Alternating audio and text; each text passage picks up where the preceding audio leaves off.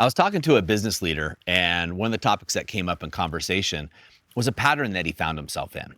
And what happened is there was external forces that kept on bringing his business down. Now, luckily for him, he was able to build it back up. And I said, "Do you want to know what this pattern is?" I'm going to tell you in a second. But first, if you don't know me, my name's Doug Holt. I'm with The Powerful Man, where we help married business leaders save their marriage without having to talk about it, get unstuck, and get clear on life. So this pattern, I was in it too. And most businessmen fall into this pattern.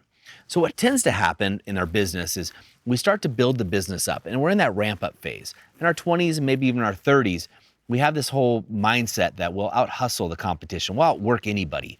We can figure it out, right? I had that mindset too.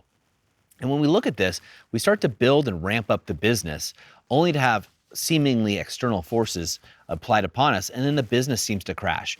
Maybe leads stop coming in. Maybe it's in 2008. If you were like me, I had 3 businesses at that time. Things seemed to crumble around us, right? The housing market crash rippled throughout everybody. All these external forces came about us, but yet we really built them back up, didn't we? Now, here's something that's really interesting. And I asked this guy this pattern. Has this pattern occurred in your business? And he said, well, yeah, actually, Doug, it has.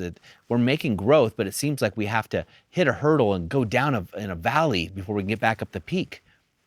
The reason being is for a lot of us is we get significance. So I know for me, when I was building back my businesses in 2008, 2009, people around me were often talking about how smart I was and how clever I was to come up with new business ideas and ways of marketing or innovation for that matter. And I realized that I've done this many times where external forces, whether it be employees embezzling or things that have happened in relationships that have caused my business to crumble, I was always able to build it back up. And when I built it back up, everybody around me told me how amazing I was. And that felt good, right? Let's be honest, it just feels good. It would feel better to have it always growing. And that's when I realized when my business was most successful, it was actually getting a little boring, right? Business is boring if you're just hitting singles all the time. You're doing the things you know work consistently and there's no excitement there. And so what I was doing is I was creating excitement unconsciously. I would allow the business to crumble, blame it on external forces, and then to get my significance or the praise that I was seeking from other people, unbeknownst to me, it was an unconscious commitment that I had, right? Then I would rebuild it and do that time and time again. Now, here's the crazy thing. Almost all the business leaders I talk to have got a similar pattern. Not only in their business, now it may not be as extreme, but they also have this pattern in their marriages and their relationships. So what you want to do is look at this pattern for you. Are you destroying things around you so that you can find significance, right? So you can be told how great you are and how great you're doing things.